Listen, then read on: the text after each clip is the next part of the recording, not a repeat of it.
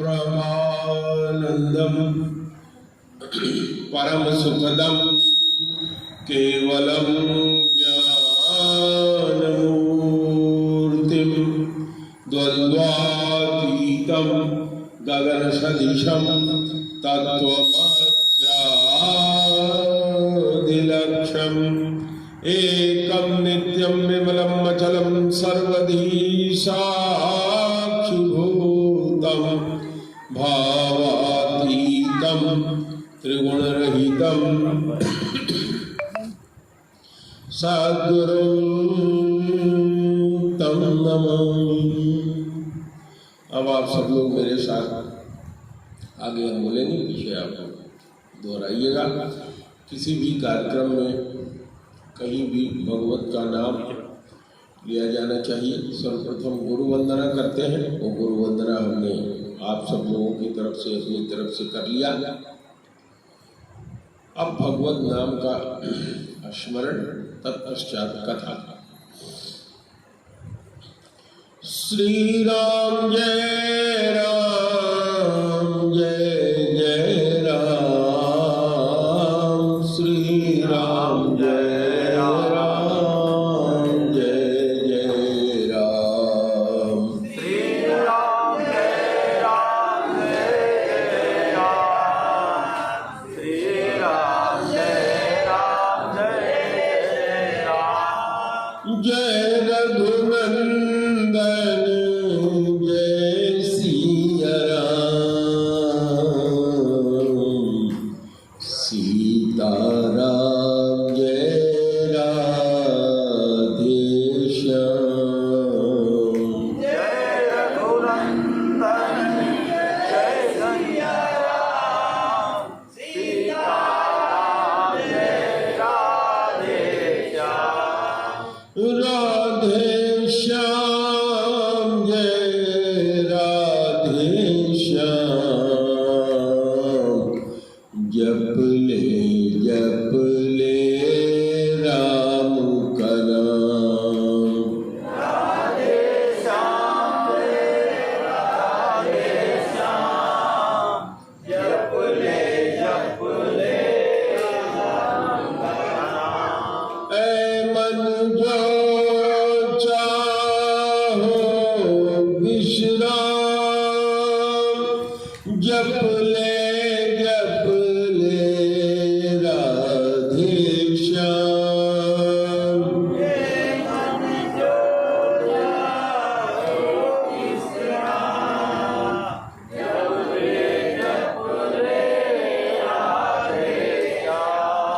श्री राम जय राम जय जय राम। श्री राम जय राम जय जय राम। श्री राम जय राम जय जय राम।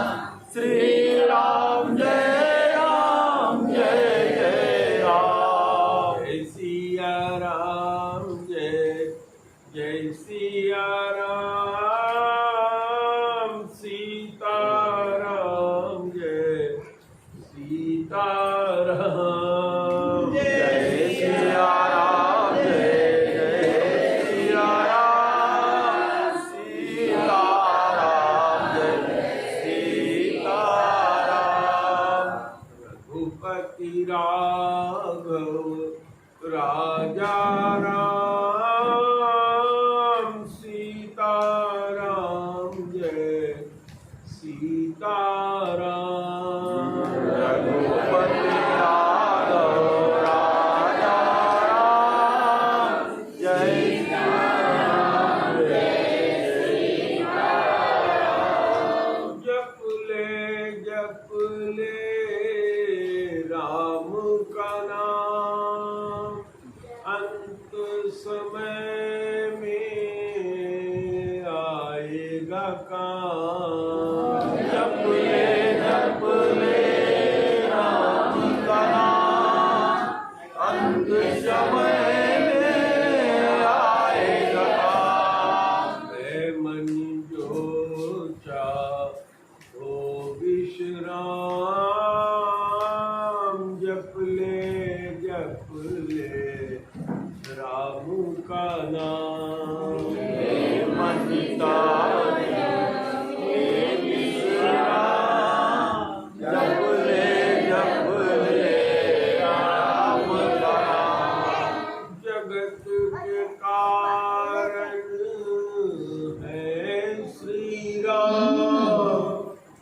लो जप लो राम का नाम।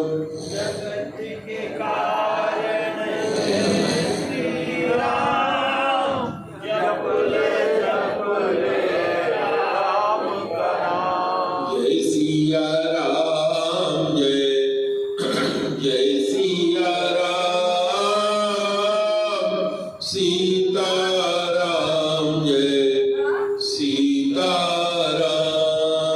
जय सिया राम, जय सिया राम, सीता राम, जय सीता राम। एक बार प्रेम से बोलिए गुरुदेव भगवान की जय।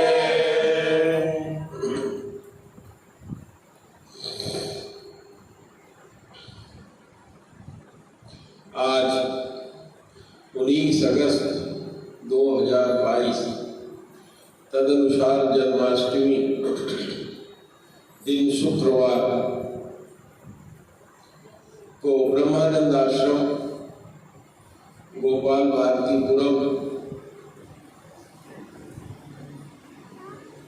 योगेंद्र धाम फुटेहना में हम लोग जन्माष्टमी के शुभ अवसर पर उपस्थित हुए हैं। अभी आप लोगों ने भगवान के नाम का स्मरण किया।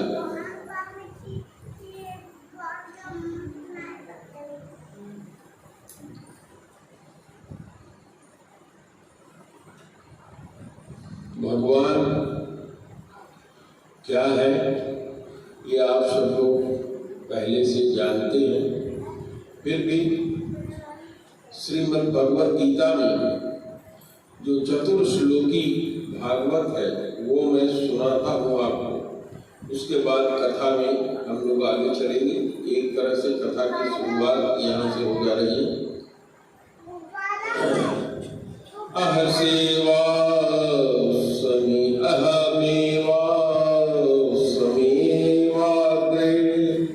नान्यद सद सद परम पश्चादहं यदेतच्च यो अवशिष्येत सोऽवश्यम्यहम्।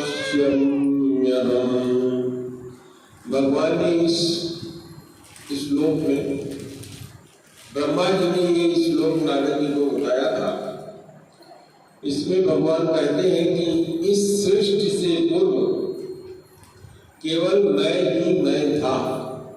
भगवान जिसको कहते हैं, जिसको परमात्मा कहते हैं, जिसको ब्रह्म कहते हैं, उसके बारे में बताते हुए ब्रह्मा जी नारद जी से कहते हैं कि इस सृष्टि से पूर्व केवल मैं था। भगवान अपने लिए उतारे हैं कि केवल मैं ही था। मेरे अतिरिक्त न कुछ स्थूल था, न सूक्ष्म था, और न तो दोनों का ही कारण अज्ञान।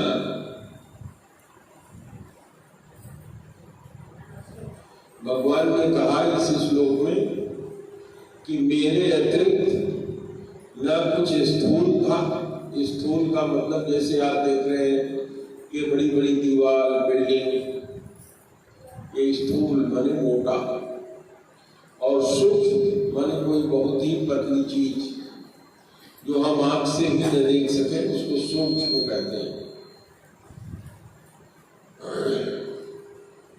और न ही दोनों का कारण अज्ञान। जिसको हम स्थूल देखते हैं, जिसको हम सूक्ष्म देखते हैं, उसका बताया उन्होंने कि दोनों का कारण क्या है? अज्ञान। ज्ञान क्या है? केवल भगवान का होना, यही केवल ज्ञान है। बाकी जितनी चीजें हैं सब अज्ञान है।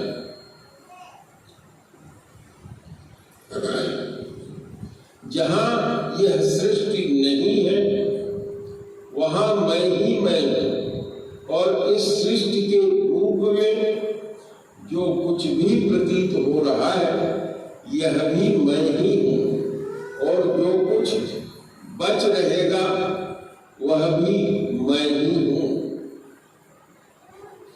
ये पहले श्लोक में भगवान ने कहा। इस संसार में, इस ब्रह्मांड में जो कुछ भी है वो भगवान ही है, जो कुछ नहीं है वो अभी भगवान ही है। इस सृष्टि से पहले कुछ नहीं था, इस सृष्टि के बाद भी कुछ नहीं रहेगा। जो रहेगा वो प्रभु ही रहेंगे।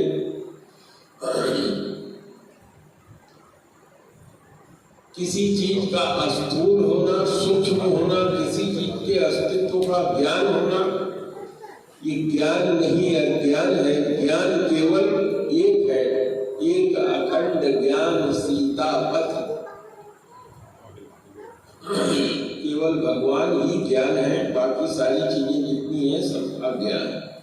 दूसरा श्लोक कहते हैं, ऋतेऽर्थं यत् प्रतीयेत न प्रतीयेत चात्मनि तद्विद्यात्मनो मायां यथा आभासो यथा तमः। कह रहे वास्तव में न होने पर भी जो कुछ अनिवर्चनीय वस्तु मेरे अतिरिक्त मुझ परमात्मा में दो चंद्रमा की तरह मिथ्या ही प्रतीत हो रहा है, अथवा विद्यमान होने पर भी आकाश मंडल के नक्षत्रों में राहु की भांति जो मेरी प्रतीति नहीं होती, इसे मेरी माया समझनी चाहिए।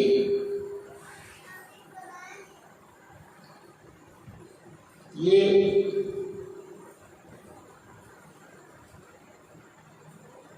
चार श्लोक में जो सारे ब्रह्मांड और भगवान के बारे में बता दिया, इसको जिसने समझ लिया, समझिए सारा ज्ञान, सारी कुछ उसके उसे मालूम होगा। कहे वास्तव में न होने पर भी जहां होना भास रहा है,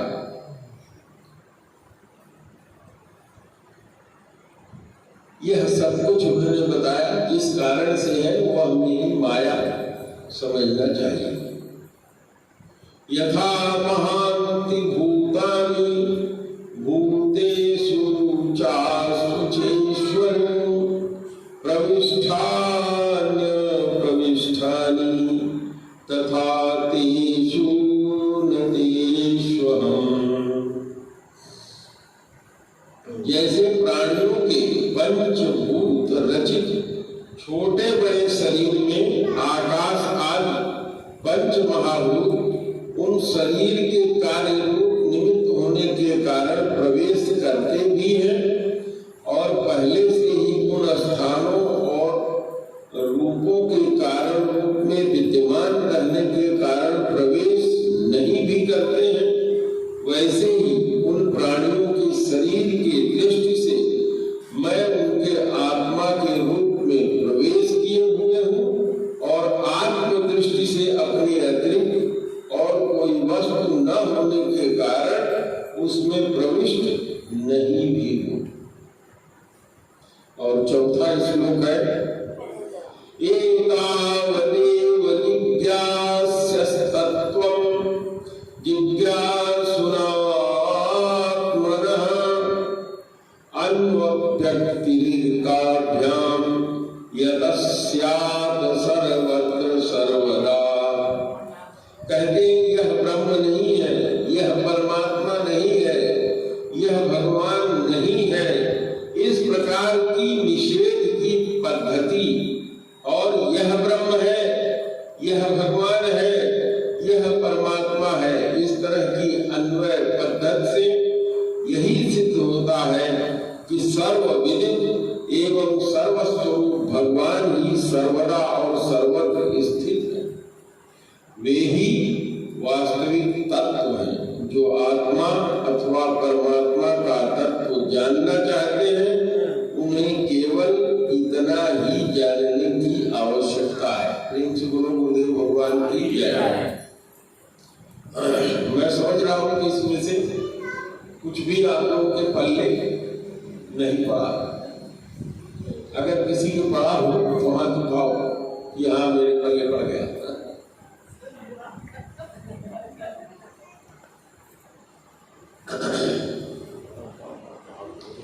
कुल मिलाकर के आप यह समझिए,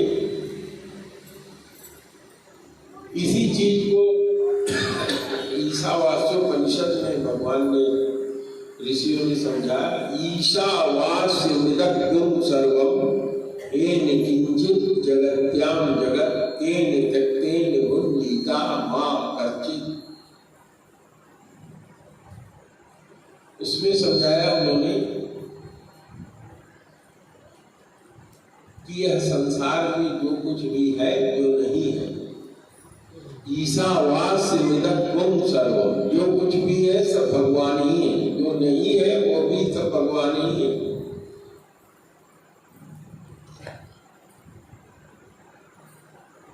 गीता में इसी को भगवान ने कहा कि यह जो भविष्य है वह भी ब्रह्म है, जो खा रहा है वह भी ब्रह्म है, जो पचा रहा है वह भी ब्रह्म है, जो पच रहा है वह भी ब्रह्म है, पचने के बाद जो बचता है वह भी ब्रह्म है, सब कुछ ब्रह्म ही है, सब भगवान में ही है।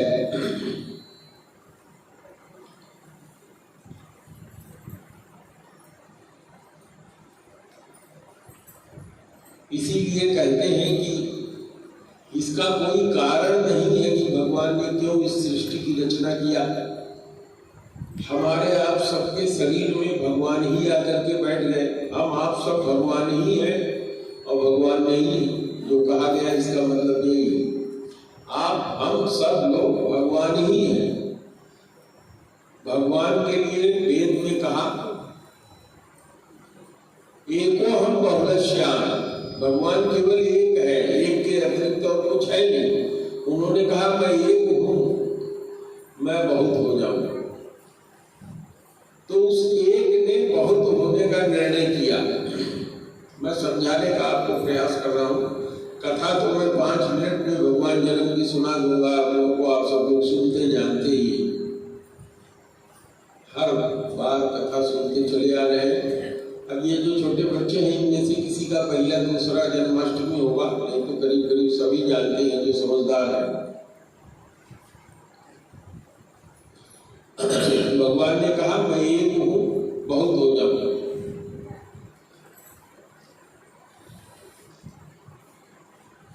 तो उन्होंने, जैसे हम आप कोई काम करते हैं बचपन में सीखते हैं, खड़ा होकर चलना कोई बच्चा सीखता है, देखिए उसको उठता है, गिरता है, फिर उठता है, फिर गिरता है, हाथ ताली में आते हैं, हंसते हैं, फिर उठता है, फिर गिरता है, हजारों बार, सैकड़ों बार, कई महीने, 20-20 दिन बच्चा उठता है, गिर जाता है, चलने का प्रयास करता है, पैर पे अपना भार नहीं उठा पाता, फिर गिरता है, फिर चलता है। लेकिन वो बच्चा जब चलने लग जाता है, बड़ा हो जाता है, और हम लोग जब देखते हैं तो ये कभी नहीं सोचते कि हम भी इसी तरह से सीखे चले या हम, लेकिन ये सत्य है कि हम आप सब उसी तरह से, उसी प्रक्रिया से चले हैं और सीखे हैं। ऐसे प्रभु ने भी सारा ज्ञान होते हुए उन्होंने कहा कि सारा ज्ञान मैं हूँ, सारा ज्ञान मैं हूँ, सब कुछ मैं हूँ, जो कुछ नहीं है वह भी मैं हूँ, जो है वह भी मैं हूँ, जो नहीं रहेगा वह भी मैं हूँ। तो सबसे पहले उन्होंने अपने को 2 हिस्से में बांटा, जिसमें से एक को पुरुष कहते हैं, एक को स्त्री कहते हैं। जितनी भी पेड़ पौधे, कीड़े मकोड़े, जितना भी ज्ञात है, जितना अज्ञात है, सब में प्रभु ने अपने को 2 हिस्से में बांटा, क्योंकि पहले वो एक्सपेरिमेंट करते रहे, देखते रहे, तो एक परफेक्ट सिस्टम की तरफ पहुंचे हो। जैसे हम आप सब बच्चे को देखते हैं कि गिरा उठा, गिरा चला, तो भगवान के लिए वो स्वयं परफेक्ट है, पूर्ण, पूर्णस्य पूर्णमादाय पूर्णमेवावशिष्यते, ओम पूर्णमदं पूर्ण, वो पूर्ण है। उनको इस तरह से कुछ करने की आवश्यकता नहीं थी, लेकिन ये उनका खेल है, और इस खेल को करते करते करते करते करते करते जब हमारी आपकी शरीर, मनुष्य की शरीर उन्होंने बनाया तो उनको लगा कि ये मेरे जैसा है और ये बड़ा उपयुक्त है शरीर, तो उनको यह शरीर, मनुष्य का शरीर, स्त्री पुरुष का शरीर बहुत ही भा गया। उन्होंने कहा कि ये मेरा बिल्कुल प्रतिरूप है, क्योंकि एक छोटा जो मेढक है वो सारी चीज नहीं समझ सकता, मेरे तरह से नया निर्माण नहीं कर सकता। तो इसीलिए शास्त्र के ज्ञाताओं ने कह दिया कि केवल मनुष्य का शरीर है जिसमें आप इस शरीर से कर्म भी कर सकते हैं और इस शरीर से ज्ञान भी प्राप्त कर सकते हैं कि इस समस्त सृष्टि का चलाने वाला कोई है, और वो चलाने वाला जिसको कोई धन ऋण कहता है, कोई स्त्री पुरुष के कारण इस शरीर का चलना कहता है, कोई इस ब्रह्मांड में एक अंड उत्पन्न हुआ, उसमें धनात्मक ऋणात्मक चीजें उत्पन्न हुई, नाना प्रकार की बात करके लोग कहते हैं। तो जो ये नाना तो है, ये उन्हीं का होना और ना होना है।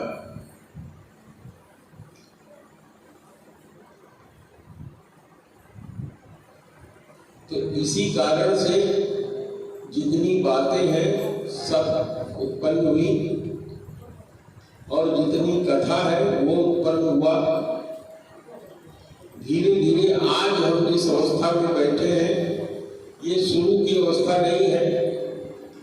हम लोगों के पूर्वज जब शुरू किए रहे होंगे तो आज जितनी बातें हम लोग कर रहे हैं ये उनके द्वारा सब संचित है। इसलिए हम रामायण में अभी पढ़ के आप वहां तक पहुंच गए जहाँ भगवान के जन्म होने की बारी रह गई है।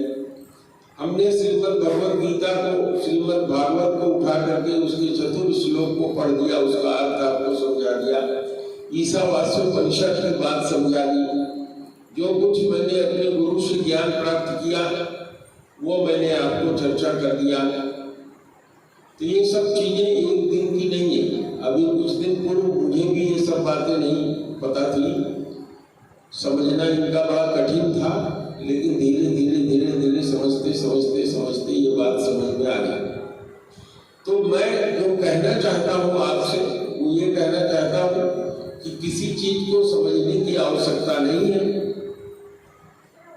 यदि कोई समझदार व्यक्ति बैठा है जिसको आप गुरु कहते हैं, जिसको आप गुरु का ही दूसरा नाम अंग्रेजी में कोच है, वो जैसे आपको बताए वो ज्ञानी है, वो पूर्ण है, भगवत का ही स्वरूप है, जैसे बताए वैसे चलते चलेंगे आपका बेड़ा पार हो जाएगा। इसीलिए जो अभी आपने राम नाम का चर्चा किया, राम नाम के 2 अक्षर में सब सुख शांति समाई। भजो रे मन राम चरण सुखदायक। तो राम का जो नाम है, कृष्ण का जो नाम है, राधे का जो नाम है, सीता का जो नाम है, ये 4 नाम समझ लीजिए, इनमें कोई अंतर नहीं है। आप राधे राधे कहिए वही गति मिलेगी, सीता सीता कहिए वही गति मिलेगी, केवल राम राम कहिए आपको वही गति मिलेगी। तो सीता और राम, राधे और श्याम, ये सब अपने आप में पूर्ण है, इसमें किसी और चीज की आवश्यकता नहीं है।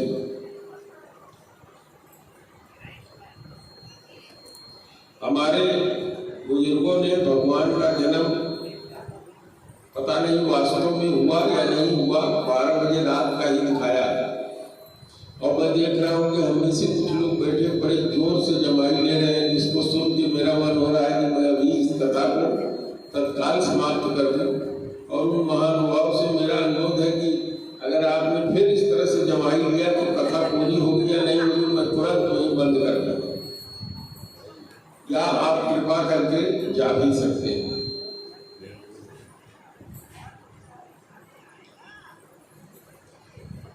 हमारे यहाँ राम की कथा और कृष्ण की कथा अत्यधिक पवित्र और घर घर में जानी जाती है। राम की कथा में भी पृथ्वी व्याकुल हो जाती है, असुरों के अधर्मियों के कुप्रभाव से, उनके दुराचार से, उनके अनाचार से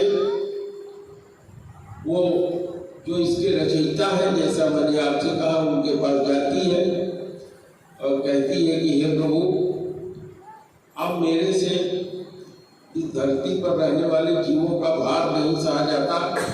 आपने जो पहाड़ पर्वत नदियां उत्पन्न किया है उसका भार मुझे उतना नहीं लगता जितना इस पर अनाचार, दुराचार, व्यभिचार, कदाचार करने वाले लोगों का भार मुझे लगता है। तो जब तक आप नहीं चाहोगे इसका कल्याण नहीं होगा, मेरा कल्याण नहीं होगा। यहाँ जो जनता है, जो लोग हैं, उनमें जो पालन होना चाहिए, सब सुखी रहे, जो आपने सिद्धांत बनाया है, सर्वे भवन्तु सुखिनः सर्वे सन्तु निरामया, सभी सुखी हो, सभी दुख से दूर हो, सबका आदर हो, कोई भी दुखी न हो और यह प्रार्थना करने वाला भी दुखी न हो। यह प्रभु पूरा होता दिखाई नहीं दे रहा है, क्योंकि ऐसे लोग हो गए हैं कि दूसरे का धन, दूसरे की जमीन, दूसरे की स्त्री, दूसरे को जीने नहीं देना चाहते हैं, दबा रहे हैं। आपने जो नियम निर्धारित किया है होना चाहिए, उसके प्रतिकूल चल रहे हैं। सारे देवता जुटते हैं इस सृष्टि को चलाने के लिए। यह माना गया है कि भगवान, जिसको ब्रह्म कहते हैं, परमात्मा कहते हैं, भगवान कहते हैं, उसने अपने को 3 रूप में बांट रखा है। उत्पन्न करने के लिए ब्रह्मा, चलाने के लिए विष्णु और संहार करने के लिए महेश शंकर।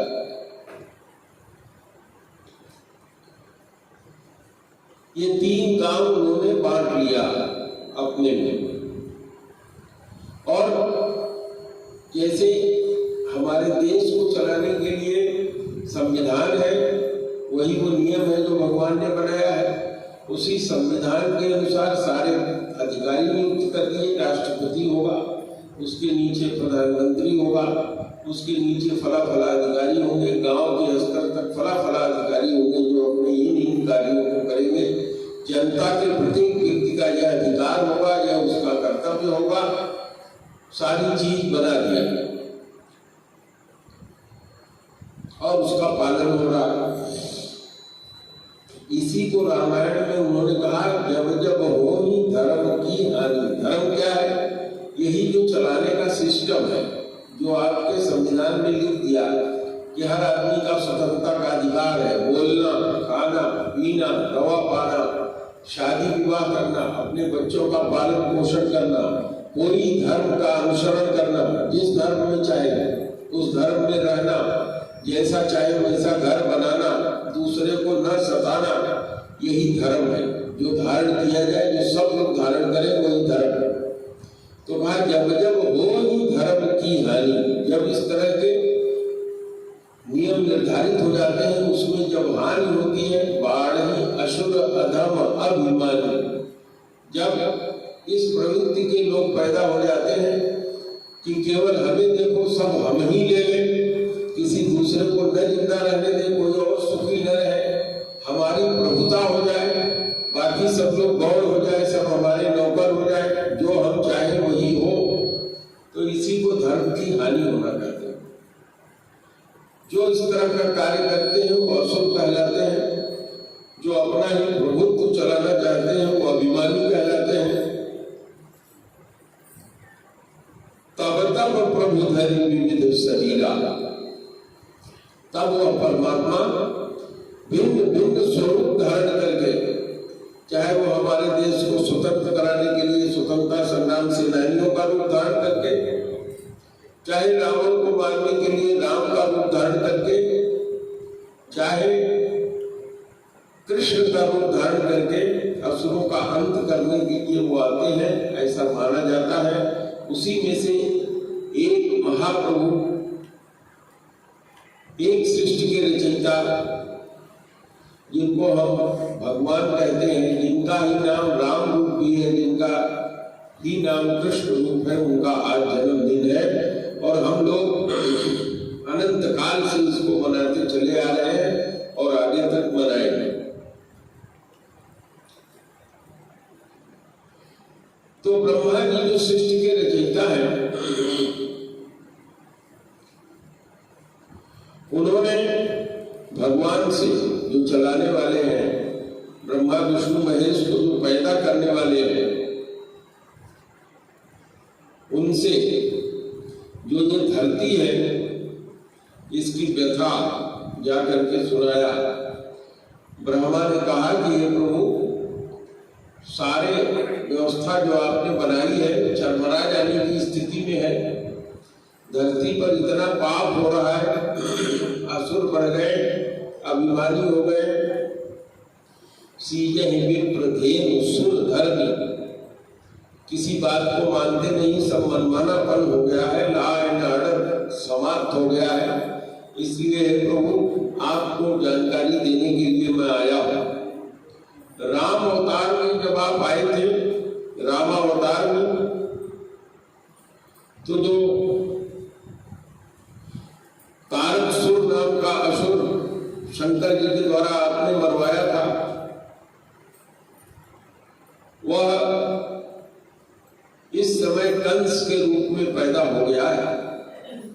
हरि अनंत हरि कथा अनंता, कहे सुनहि बहुविध शब्द संता। हरिवंश पुराण के अनुसार जो भगवान के जन्म की कथा है, वो मैं आपसे चर्चा कर रहा हूँ।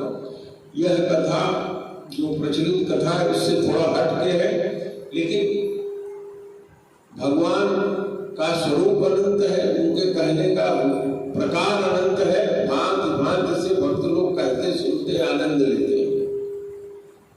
तो कहा कि वो तारक असुर जो है कंस के रूप में पैदा हो गया है और मथुरा नाम के स्थान पर, जहाँ सूर से निवास करते थे, उनका पुत्र उग्रसेन राजा है और उसके बेटे के रूप में जिस तारक असुर को आपने मारा था शंकर जी के स्वरूप में, वो कंस के रूप में पैदा हुआ है। और वो क्या करता है, केवल कर वसूल करता है, लोगों को सताता है, लोगों से काम लेता है, उनकी मजदूरी नहीं देता है, लोगों को कष्ट देने में उसे आनंद आता है, दुराचार करता है, व्यभिचार करता है, अनाचार करता है। और भगवान से कहा, वही विष्णु जी, वही ब्रह्म, वही परमात्मा जिनको भगवान कहते हैं, उनसे कहा कि हे प्रभु, हयग्रीव नाम का जो राक्षस हुआ था, जिसको आपने मारा था, वही केसी नाम का राक्षस होकर के इस समय धरती पर हुआ है। और यह कथा मथुरा और उसके आसपास का जितना भारतवर्ष का क्षेत्र है वहां का है। राजा सूरसेन का पूरे भारतवर्ष में ही नहीं, सारी धरती पर एक छत्र राज्य है। उनके बेटे के रूप में कंस पैदा हुआ है, उसके सहायक के रूप में हयग्रीव नाम के जिस राक्षस का आपने अंत किया था, वो केसी नाम से पैदा हुआ है। और उसका काम केवल मनुष्यों का मांस ही खाना है। ये जो हयग्रीव नाम के व्यक्ति को आपने मारा था, जो अब केसी नाम के राक्षस के रूप में पैदा हुआ है, भागवत कथा जब होती है तो आप उसमें सुनते हैं कि भगवान कृष्ण ने अपने बाल्यकाल में केशी का वध किया। तो केशी क्या करता था, आदमी को जिंदा पकड़ के खाता था, उसका भोजन ही मनुष्य थे, जबकि वो स्वयं भी मनुष्य ही था। लेकिन राक्षस वृत्ति का था, केवल मनुष्यों को मारना, खाना, मनुष्यों के बच्चों को पकड़ के उनको पका के खा जाना, कच्चा काट के खाना। तो कहा कि वो धरती पे इस समय आया है और उसका अत्याचार बहुत बढ़ गया है। आप समझ सकते हैं कि किसी के बच्चे को यदि उठा करके वो जबरदस्ती छीन ले लिया, किसी बच्चे को हम पकाएंगे खाएंगे तो क्या दम व्यवस्था रही होगी, इसे आप सोच सकते हैं। और आगे बताया ब्रह्मा जी ने कि महाराज राजा बलि का पुत्र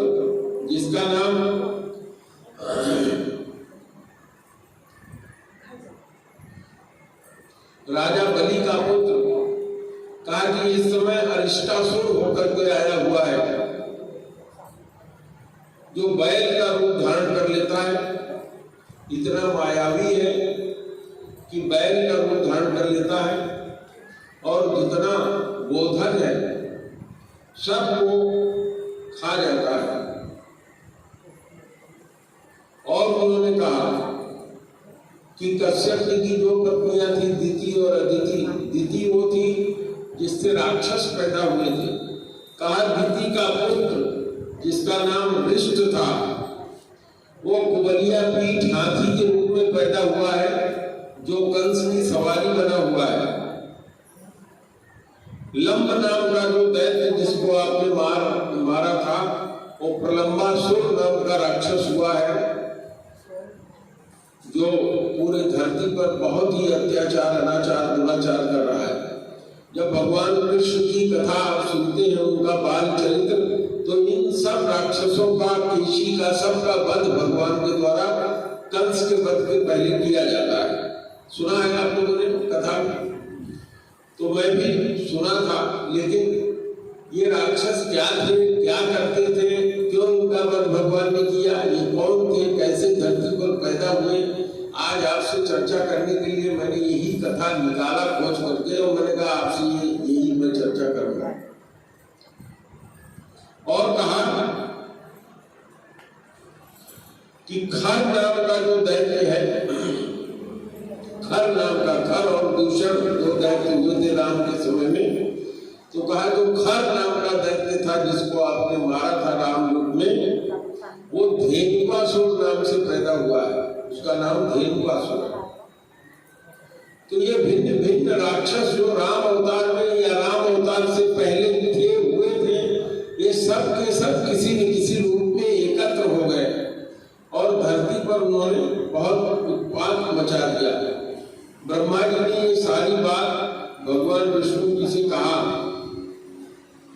तो विष्णु जी ने कहा कि भाई ब्रह्मा जी, आप मुझे बताते हैं कि मेरा माता पिता कौन होगा। रामायण में भी अभी वर्मा जी पढ़ रहे थे, आपने सुना। अभी जो वर्मा जी पढ़ रहे थे, सब आप लोग रोज पढ़ते हैं, आपने सुना कि दशरथ और कौशल्या के रूप में पूर्व जन्म के फला फला दिति और कौन कौन का नाम लिया उन्होंने। आप पूरी कथा उसमें पढ़ते हैं। तो एक राजा और रानी है जो जाते हैं गोमती जी के किनारे, तपस्या करते हैं, भगवान प्रसन्न होते हैं, उनको वरदान देते हैं। वो कहते हैं कि आप मेरे पुत्र के रूप में आइए, और ब्रह्मा जी बताते हैं भगवान को कि प्रभु आपने वरदान दिया है। वो इस समय राजा दशरथ और कौशल्या और 3 रानियों के रूप में उनके आई हुई है, जहाँ आपको अवतार लेना है, यानी वो आपके माता पिता होंगे। उसी तरह से भगवान कृष्ण का अवतार लेने में भी ब्रह्मा जी जाते हैं, और भगवान जिसको ब्रह्म कहते हैं, जिसको परमात्मा कहते हैं, जिसको भगवान कहते हैं, जिनका नाम विष्णु भी है, उनसे कहते हैं कि हे प्रभु,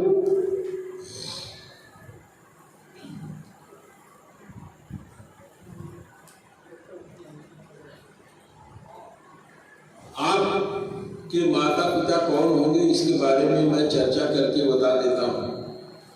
तो भगवान ने कहा बताइए ब्रह्मा जी, जो आप कहते हैं वही मैं करता हूँ। तो ब्रह्मा जी ने विष्णु जी को समझाया कि हे प्रभु, आपने जिन कश्यप ऋषि को पैदा किया था, जिनकी 2 पत्नियां दिति और अदिति हैं, जिनके अदिति से सारे देवता पैदा हुए और दिति से सारे राक्षस पैदा हुए, उन कश्यप जी के ही पुत्र सब लोकपाल है, वरुण इत्यादि। तो उन्होंने कहा कि एक बार कश्यप जी कोई यज्ञ करना चाह रहे थे, तो उन्होंने अपने बेटे वरुण को बुलाया और उससे कहा कि भाई सुनो, तुम्हारे पास 2 गायें हैं, ये 2 गाय हमारे पास ले जाओ, क्योंकि यज्ञ करने के लिए मुझे दूध की, छीर की और घी की आवश्यकता होगी। तो दुधारू गाय उनकी दोनों आई। जब उनका यज्ञ संपन्न हो गया तो बाप ने ही बेटे की गाय वापस नहीं की। वरुण जी की जो गाय थी दोनों, जिसमें एक का नाम सुरभि था,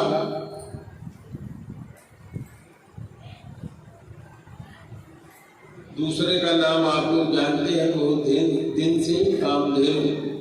तो सुरभि और कामधेनु नाम की ये दो गाय वरुण की थी, जिनको मांग करके कश्यप जी ले आए थे। कश्यप जी की कुल 13 पत्नियां थी, जिनमें से उनकी 2 पत्नियों से मनुष्य जात, देवताओं की जात, राक्षसों की जात उत्पन्न हुई। उनकी पत्नी अदिति ने कहा, अदिति वही थी जो देवताओं की मां थी, उन्होंने कहा, अदिति और सुरभि नाम की उनकी जो पत्नी थी, उन्होंने कश्यप जी से कहा कि ये दोनों गाय आपके बेटे की ही तो है।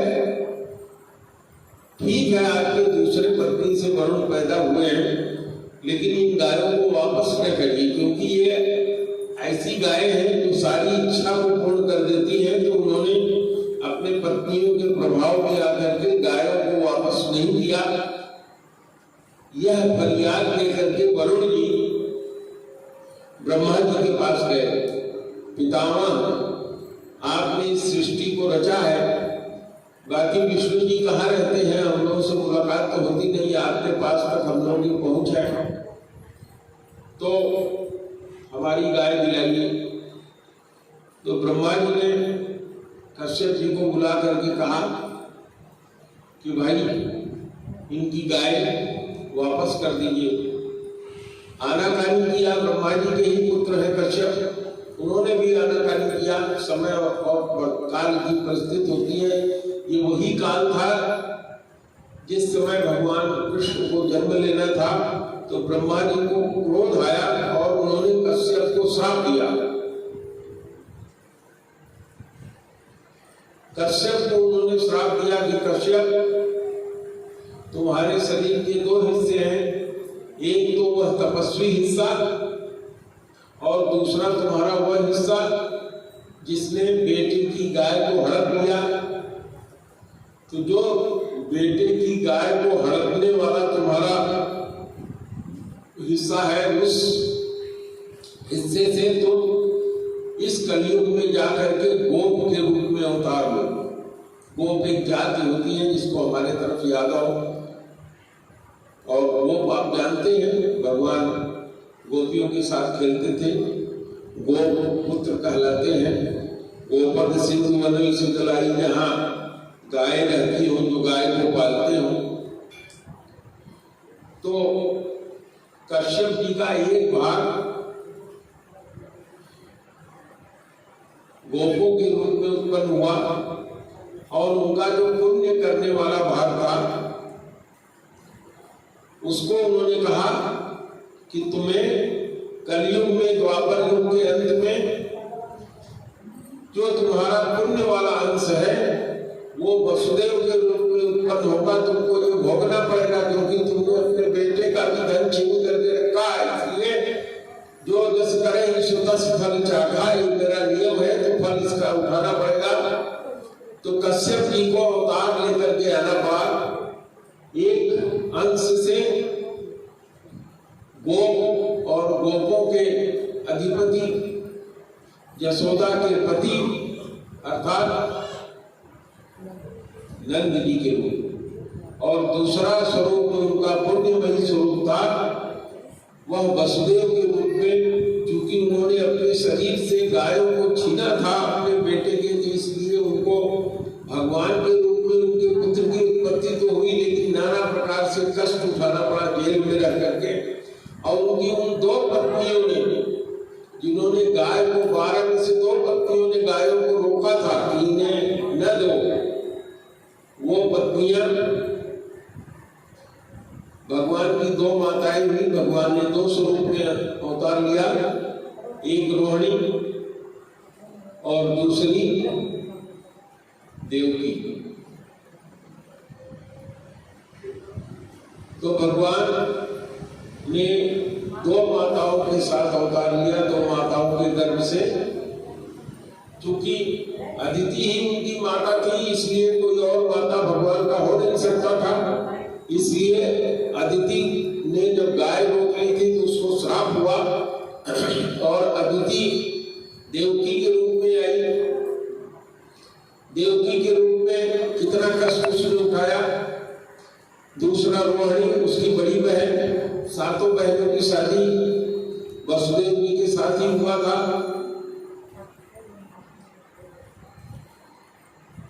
इस श्राप के कारण ब्रह्मा जी ने बताया कि इन लोगों ने अवतार ले लिया है धरती पर। कंस और ये सब राक्षस वहां जा चुके हैं, अब आपको धरती पर अवतार लेकर के जाना है और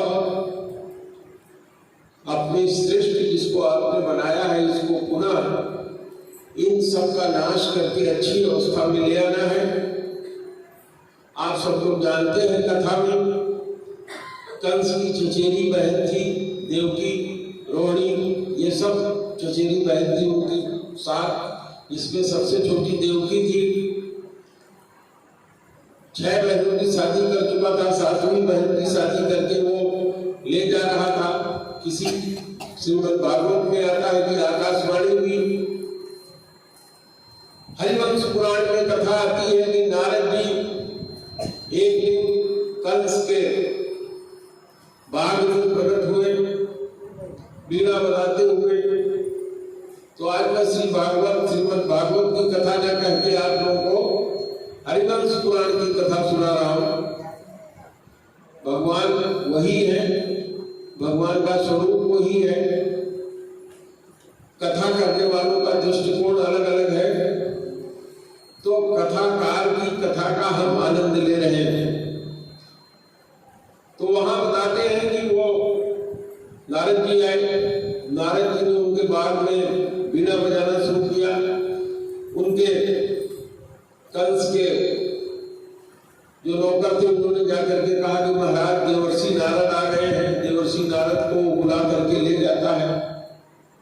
देवर्षि नारद कहते हैं कि हे कंस, आज मैं देवताओं की सभा में गया था, वहां मैंने कुछ सुना है, उसी को बताने के लिए मैं तुम्हारे पास आया हूं। कथा में रोचकता है कि नहीं? शांति उधर बैठी सो रही है, मुझे लगता है वही है कि कुछ और है। तो 50% मनाई गुरुजी सो। हाँ, तो चले जाए जो लोग सो रहे हैं। कथा में आके घर पहुंचा दूंगा, सवेरे आके प्रसाद ले लेना, कोई दिक्कत नहीं है। अच्छा रहेगा आश्रम में या बर्बाद का सुरक्षित रहता है, ये रखे रहते हैं। आप लोगों ने बड़ी कृपा किया है, जो कथा सुनने आए भगवान के ऊपर आप लोग ये कृपा कर रहे हो, जो जाग करके कथा सुन रहे हैं। तो भगवान इसका जो है आप लोगों को सुंदर फल देंगे। तो नारद जी ने समझाया कि सुनो, ये जो तुम्हारी सबसे छोटी वाली बहन चचेरी है, इसी का 8वां पुत्र तुम्हें मारेगा और अभी तुम उसकी शादी किए हो। तो उसने अपने सभी मंत्रियों को, जो सब मंत्री उसी के थे जिनका मैंने आपसे नाम लिया है, सबको उसने बुलाया और कहा कि ये जो हमारी चचेरी बहनें हैं, आजकल के समय में भी चाचा और चाचा की लड़की को कोई पसंद नहीं करता। अगर वो कहीं धन संपन्न में और आगे हो गए तो और बहुत बड़ी बुराई हो जाती है। एक भाई दूसरे भाई के साथ जब तक है तब तक ठीक है, जहां अलग हो गया कहां उससे बड़ा कोई दुश्मन नहीं है उसका। कहा इनका उच्छेद करो। और नारद जी आगे बताए हैं तो ये बात बिल्कुल सच्ची होगी। उसने बुलाया, कहा कि लाओ मैं मार ही डालता हूं देवकी, और देवकी को वसुदेव जी ने उसे बचा लिया। देवकी का प्रथम पुत्र उत्पन्न हुआ। नारद जी ने फिर आकर के समझाया, देखो ये कमल का फूल है, इसका 8वां पुत्र तुम्हें मारेगा। तो ये 8 पंखुड़ियां इधर से गिनो तो देखो 1, इधर से गिनो तो देखो ये 8। उसके समझ में आ गया। उसने उस पुत्र को बुला करके मार दिया, पटक कर जेल में डाल दिया देवकी को, वसुदेव को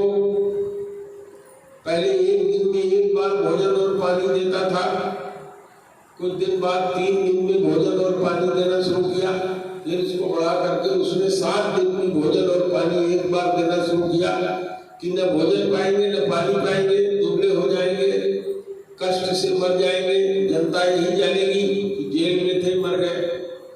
मारना भी नहीं होगा, मर भी जाएंगे, आजकल लोग यही करते हैं।